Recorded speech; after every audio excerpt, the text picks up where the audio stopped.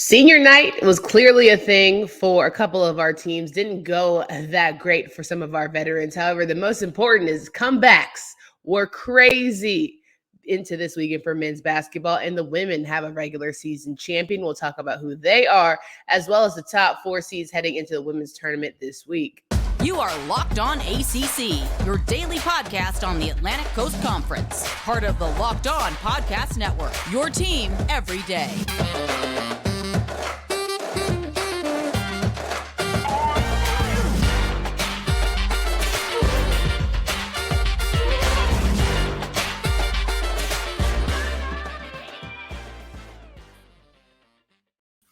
It's the greatest comeback in ACC history, but more importantly than that, it was a time to be alive if you were down in Coral Gables. What's up, everybody? I'm Candace Cooper. This is Kenton Gibbs, and this is Locked On ACC. We're talking through the weekend games from ACC men's basketball, as well as some of the women's matchups as they head and prepare for the ACC tournament. Kenton Gibbs, how are you feeling?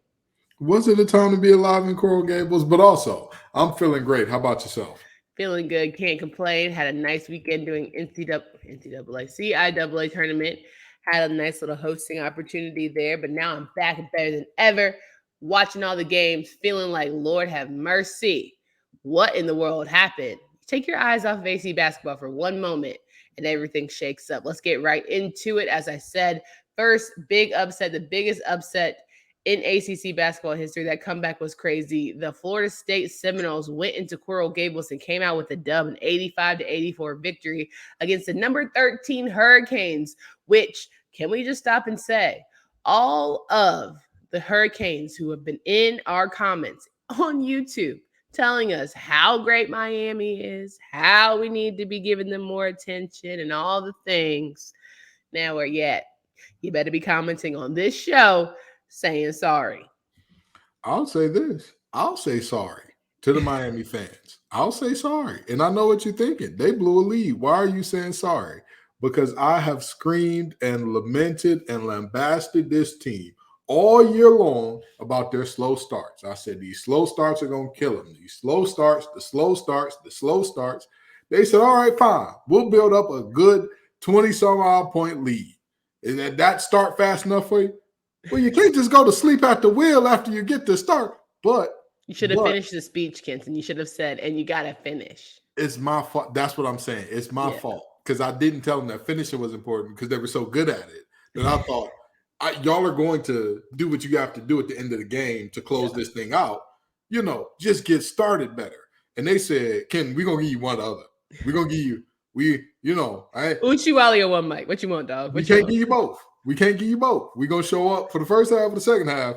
And Florida State said, well, we prefer y'all start fast. We'll take it. We'll take a fast start. So Mr. Cleveland from downtown hits the three. And I just sit here and say, it's a nice time to be alive if you're a Seminoles fan because you showed a little spark, a little life. The season has not been what you wanted it to be. But, man, if this isn't telling of how the ACC tournament can go, madness is on its way. That's what I feel, Kenton. Do you feel like this is going to be a wild tournament or is it going to be pretty level set? Oh, absolutely. Even if it did go just table and all the high seeds won, that still would be a little madness for what we saw this year. 100%. For what we saw this year, we've seen so, for example, and we're going to talk about this team in a minute, but we saw the same team that got beat by Louisville go out and have a 20-point victory on a tournament team's senior night. We've seen teams all year that we're like, all right, write that team off. Their season's over. And they're like, hey, Virginia, come on over here. Let's have a talk real quick. Yeah. Hey, yeah. Oh, you're a top team in the conference? Let's discuss why you're not anymore. And so if everything went table and the highest seeds won every game, it would still be like, this is how this season ends? Really? Yeah. All the pandemonium y'all gave us all regular season, this is how it ends. I feel like it's been very trippy towards the finish line. There have been a couple teams that have stumbled that couldn't afford to stumble and leave the standings being wide open. But case in point, you look at NC State, a team that has been flourishing. They have been playing on high-level energy throughout the entire season, playing very unselfish basketball. If there's anything I can really nod to NC State this season, it's like, okay, if I'm not the man, I'm going to make sure my dog, cooks that night. We're going to make sure we all, facilitate and get double digits if we need to. It comes to points, rebounding, all the things. I don't know what happened on senior night. I feel like it got a little shaky. The energy at PNC Arena has been rocking so far. It was not rocking on Saturday night as Clemson beat them 96-71, which was not prepared for from the Wolfpack. But I say better now than in the tournament and really get yourself smacked in the face. Clemson was hot as fish grease. NC State was not playing terrible defense. They were just hot as fish grease. And now offensively, that's another story. Now offensively, what NC State had going on. Everybody keeps talking about Jaquavian Smith and his green light. And I've said for weeks now that thing should be yellow. And you might want to put one of the little traffic lights on it to make sure like you doing what you're supposed to do. Because Easy Pass or whatever the little name of the company is that gets you whenever you speed through those lights, they may need to get Jaquavian because this is getting bad. This is, and I'm not saying that it's getting bad to the point where he needs to stay in Raleigh another year, but it's a tough time. You cannot be successful with the volume of shooting that he's doing and the efficiency going down from what it was your freshman year. At the end of the day, maybe your role on this team ain't the big score because that's not what it's been as of late. And the team's been successful. So maybe reevaluate what's going on there. But hats off to Clemson. Their bigs dominated. I mean, Hall went off. Hunter went off. Hall. I'm sorry, I already said Hall. But they had so many. Their guards had Jarkel Joyner in the blender. They were out here looking unstoppable and unguardable. And so, hats off to Clemson. Way to bounce back, way to recover. Everybody said that those tournament hopes were dead. And they did the Duke Deuce in the Crunk Ain't Dead music video. It slowly started. Hold on now. We might be all right. Okay. And I feel like Clemson really has brought themselves back to life and are a team that could still say, I will win this whole bad boy when it comes to tournament time and give myself a nice little run when it comes to the NCAA tournament. And, fine by me. I think Clemson deserves. What I think is crazy is because Clemson is a top team, again, goes back to how the perception of the ACC has been. It's yes, they've been shaky, but they're still a quality team. Let's not take away from what the whole conference has been. It's on any given night, hello Miami, hello Florida State, you can get got. Absolutely. And the teams that have prevented themselves from getting got on any given night, I would like to give some flowers too. And the narrative that the ACC is bad is hurting teams that are really good, like a Pitt. It's hurting teams that have shown up consistently for the most part. And that's really unfortunate. Yeah, some people are saying that Phillips should give a little more to the conversation or maybe offer up how well these teams are doing. I think Capel has certainly made his voice known about his frustration towards ACC Network. I will say, as someone who has to watch the games on multiple channels and sometimes all the things, I don't really – the whole throwbacks during primetime nights to watch some of their best games. Let's talk about it. We should have some conversations in the back.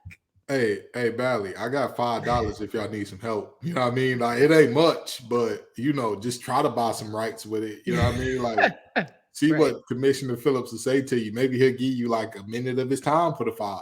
1,000%. In the words of that famous rap song, I got $5 on it. I ain't got more than that. Now, y'all got to figure it out. But this is the people are rightfully criticizing ACC and ACC Network because, it's a very unserious network. Looking for a delicious treat but don't want all of the fat and calories, and you got to try Built Bar. We just got through the holidays, and I know that you're trying to get right. Maybe a little Valentine's love got you eating all that chocolate, and now you're trying to get back together. But here's the catch.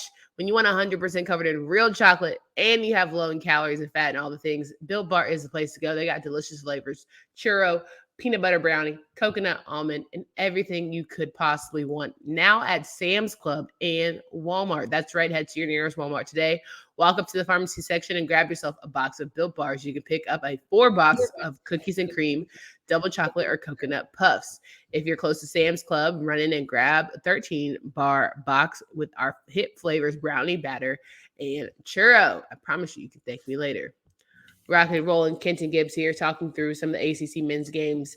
And as much as I wanted Louisville to get another dub, couldn't quite get it done. Georgia Tech felt their way through, 83-67 victory for the Yellow Jackets, a team that has been fighting throughout the season despite the record. And, listen, Pastner gets another year. He's going to live to be 155 anyway. You might as well just give him another go. I don't think he's one that's on the hot seat. No, I don't think his seat. If his seat is hot, I would simply ask Georgia Tech this. When did y'all have this long-standing prosperity that a coach that just won you an ACC championship, y'all are now ready to get rid of? When was this prosperity? Yeah, Jose Alvarado truly has been lightning in a bottle. And the way he's excelling, in the NBA with the Pelicans and all the things, you're like, Jose's ain't walking out the door every 5 seconds with that kind of heart and grit and just really determination in himself. Yeah, and again, Georgia Tech is another one of those schools with the high academic rigor that you don't see everywhere. You're looking at a different ball game than you are at a lot of these other universities, and that's just the reality of what we're looking at. And so, I don't think it's he's let me quote what is that movie here? I believe it was Wait and Exhale. He's a good man. No, that wasn't Wait and Exhale. It was good. He's a good man, Savannah. He's just in a bad situation. Give Pastner some time. He'll turn that bad situation good, I believe. Well, speaking of bad situations, not quite because he's a good man. Syracuse and Pitt 99-82 victory for the Panthers. And I'm just sitting here saying, not only are we on Boeheim watch, it's just maybe a time where we think through how we're going to get through a couple more seasons with Mr. Coach Jimmy Boeheim. That was a good one, right? You like that? We have said many nasty things about folks, about teams, about players on air. Why are you laughing so hard? I have never. I mean, speaking of somebody who's in a bad situation, but not because he's a good man, is hilarious. Woo! Woo! Oh, Lord. Syracuse fans go hate us and tell us how bad of people we are here. But anyway, I think they want him to be gone just as much as we do. I'll tell you this much. You can appreciate the historical references and what he's offered and brought to Syracuse basketball, put them in a highlight. They always will have that national championship. But baby, it's time. It's more than time. I always say this, is nothing worse than that person that has to get told to leave the party, and I used to work security for a while. And one of the worst things was when it's like, we turn the lights on at about 1:55 and then you ain't got to go home, but you got to get the redacted up out of here. And then there's still people lingering around. And then about 2:10, you got to kind of, hey, y'all got to go. Nothing worse than being that person. 1,000%. And I think beyond that, it's just the recent conversations that you've had, the hot mic situations, or, I off the record, on the record type of vibes and talking about things that you have done yourself. It's just it's time. We all have an old uncle, old auntie that when they get to ripping and running from that mouth, it's just a bad time for everybody. So it's okay to enjoy the game from a different landscape. And I think Roy and Coach K had the right vibe of the game is past them. And I hope that he can recognize that soon because his players deserve better. Listen, it's time, man. It's time. Again, it's not 2:10. It's about 3 a.m. The security been trying to force you out for some time and you holding on to the door fighting for your life. Let it go, brother. That's great. Speaking of a team fighting for their life, Virginia. What is going on, my dudes? I feel like North Carolina beating you 71-63. And honestly, thinking at some point, y'all going to figure this out. It was a much better offensive performance for you. However, it ain't hitting like it's supposed to. And the Cavaliers looking very funny in the light as we head towards, tournament season. I had some folks tell me that this Virginia team ain't exactly 2018, 2019, but they're still a very quality team. And I said, for sure, they're a quality team, but I don't even want them referenced with 2018, 2019, because that's a national championship team right there. That's a team that, I believe they had, 3 or 4 losses on the entire season. That's a different ball game. This team has 3 or 4 losses to quad 3 or worse. That's just the reality of what we're looking at here. So with that in mind, Bennett, I'm sorry, you're a good coach. You're a really, really good coach. I think you're the best coach in the ACC right now. But for Christ's sake, what is going on? How do you right the ship? You're losing to a team that doesn't like each other. These guys genuinely do not like each other, and you can tell by everything. And I don't mean by everything in terms of like, oh, random gossip. I mean on the court stuff. The fact that Jeremy Roach from Duke said, oh, yeah, I knew they'd mess up the communication on this because they didn't talk all night. This team does not like each other and you lose to them. But stop saying that because you don't know that from a can of paint. Now, you're going to quit now. Sure. There's a plethora of reasons. I'm sure the teams that do like each other still have as many problems communicating defensive rotations as this one, despite being more talented than most of the teams you're playing. Well, listen, if you were listening and watching the game, there was one point where Hubert Davis pulled, you've ever seen Remember the Titans, right? You remember when Denzel Washington, coach, had them running in the graveyard, running through the woods and gave them that hardcore speech, right?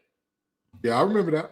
So apparently Hubert made the boys put on weight vests and had them practicing in weight vests and basically said, this is the weight that y'all are carrying onto this court and not performing at your best. So the weight of all of the media conversations, the outside noise, the people talking about the team energy and gelling and yada, yada, yada. And they say, you gotta release the weight.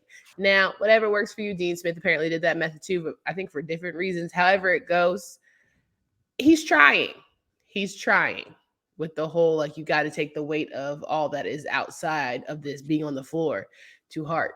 I think it worked for Pete Nance. I don't know if it worked for everybody, but it did work for Petey. Now, in the movie, you said the name Petey, and it made me think of that Remember the Titans movie you were referencing. Now, in Remember the Titans, I believe that was their fall camp, if I'm not incorrect. That was their camp, which happened at what point in time during the season does camp generally happen? For football in the fall. No, I'm saying in the summer. But what is that during the season, last game of the regular season? Okay, it was before the season. So they had the talk before. Again, the philosopher Sean Carter. You can try to change, but that's just the top layer. Finish it for me, Candace. Come on. I'm not doing it. Homie, you was who you was when you got here. This is on Virginia. I'd love to give Carolina credit here, but Armando Bacot had one of his worst performances of the season. You look at the backcourt, you saw what you always see. Caleb Love seeing no shots that he don't like. RJ looking for a shot that he likes, but he's just not finding it. Letting Pete Nance become the star of the show. This is a culmination of letting Louisville play you close. This is a culmination of losing to bad teams. This is a culmination of UVA kind of sleepwalking through things for whatever reason, and you get what you get. Well, I tried, Carolina fans. Clearly, it didn't work. The dunce hat goes to Virginia, and they're going to have to figure it out moving forward. I feel it. Here we are. Wake Forest beat Notre Dame 66-58. What are we feeling about Wake Forest's chances of getting into the dance? They're slim to none, but I'll tell you this much. Slim, let me tell you, here's the thing. Slim is saying his church goodbyes. You know what I'm talking about? The goodbye that your mama used to do when you were in the church parking lot and you was ready to go home, but you got to say goodbye to Sister Betty. She has that Dorothy, one more thing, Mother Hardy. Yeah, and then when she finally started walking toward the car, one of the deaconesses grabbed her up. We looking at that situation. They you know, UNC and Wake Forest are in a very similar situation in that regard, in that every time you say, like, all right, they're not making a tournament, they do something that's like, you got to think about us. I mean, think about it. You know, don't leave us out. And I'm not saying a win over Notre Dame is a huge boost to that, but I'm just saying I got a strange feeling that Wake Forest is going to do a lot in this tournament to try to help themselves get into the NCAA tournament. Agree. We'll talk about Duke and Virginia Tech here to round out the men's conversations. 81-65 victory for the Blue Devils. Good on Duke. They did what they do at home. No surprises there. That's all I got for that game. It really didn't give me anything more than just that.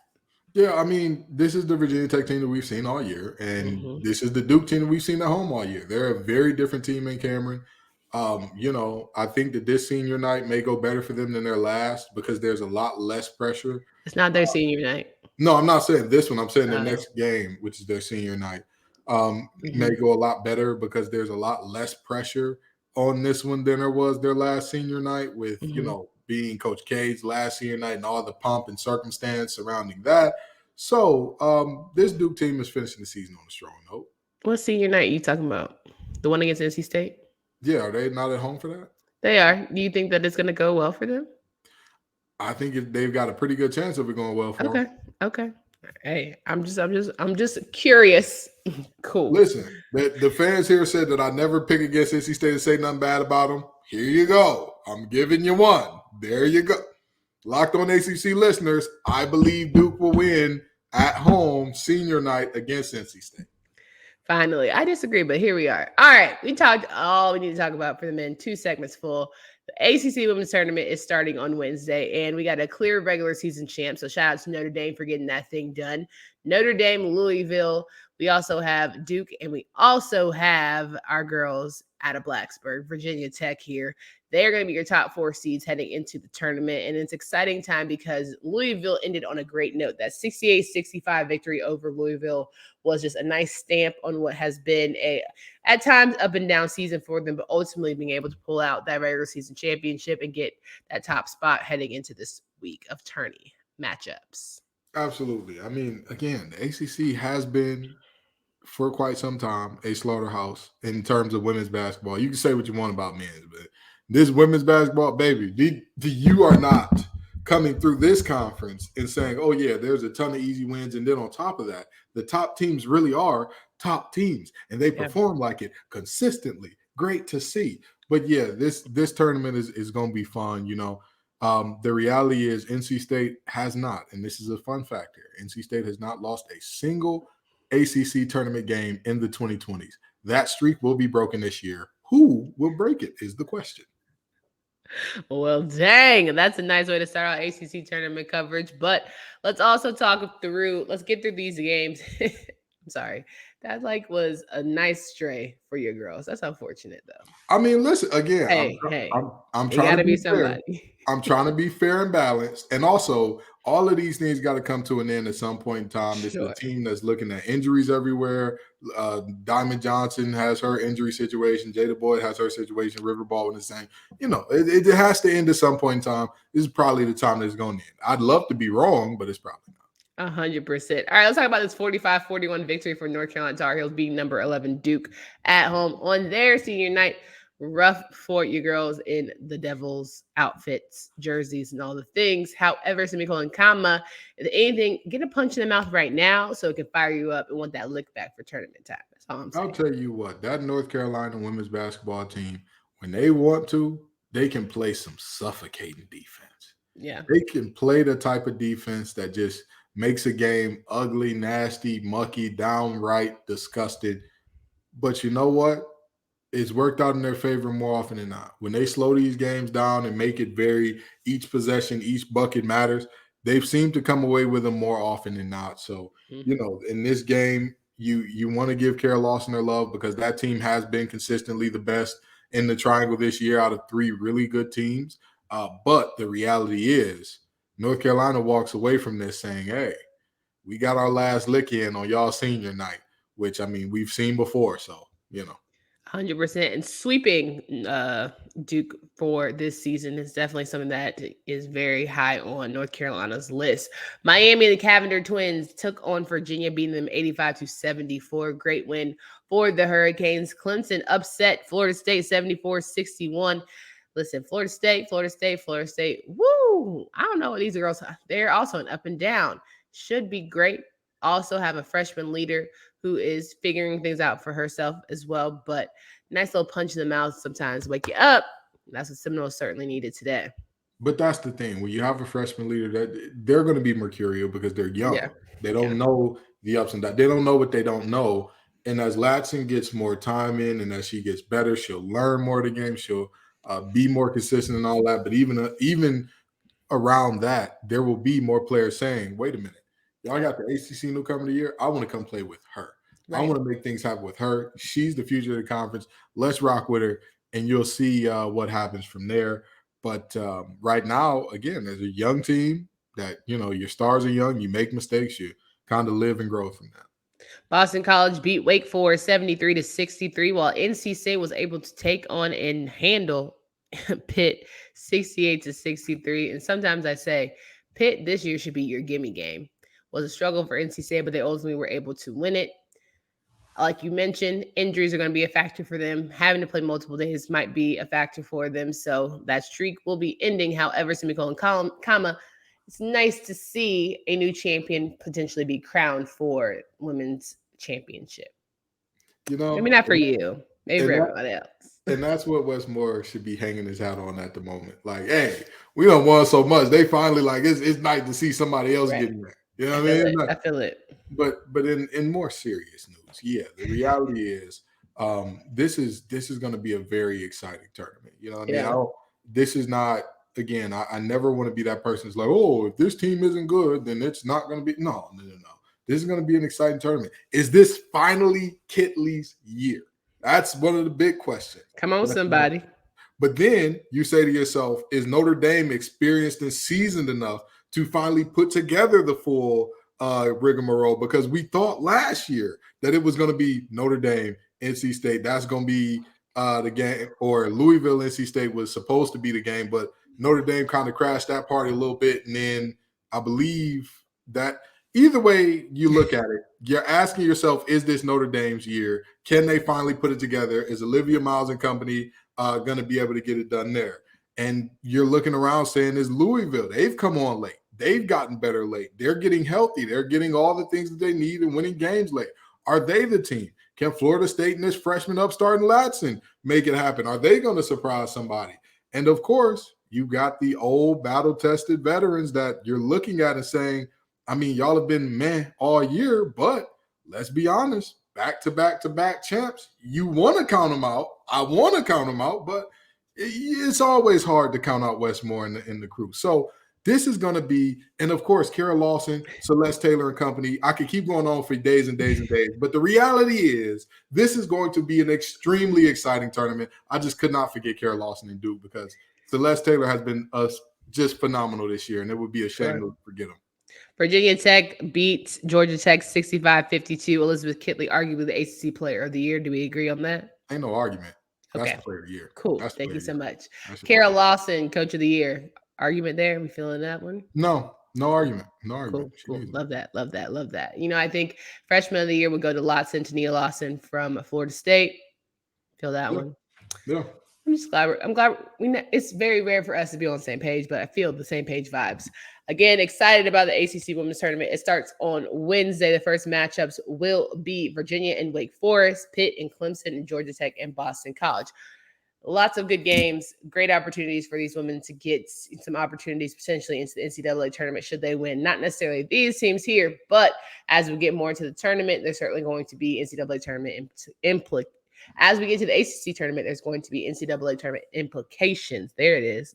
And we're going to figure out just who is going to dominate ultimately when those bigger seeds, those bigger brackets come Selection Sunday, all that fun stuff. So excited to be a part of it. Excited to cover it for you guys. Make sure you check us out wherever you listen to pods. We got 67 more people till we hit 1,000 on YouTube. You can check us out as well as Locked On College Basketball. They are great podcasters over there as they figure out and navigate who is going to be the top seeds in this NCAA tournament around the country. So many good teams happening. All of good things coming our way this week, including College Game Day, North Carolina, Duke. It'll be in Chapel Hill, all the fun stuff there. So make sure you guys are prepped and ready for that fun rivalry. Parting words, Kenton. You got anything else? Did I miss anything? No, if UNC fans want to get mad at me and say you didn't mention Banghart and company and Deja Kelly and whatnot in terms of who could win the ACC championship, because I don't take them serious as a team that can. But let's see it. I've been wrong before. I'll be wrong again in the future. They've got a shot. So do many teams that come in here, but I don't think that they have what it takes just yet. Well, we gonna see. We just gonna let them girls play. I'm glad they're getting back healthy because Lord knows they need all the bodies they can get. For Candace Cooper and Ken Gibbs, I hope you have a great start to your week. Until next time.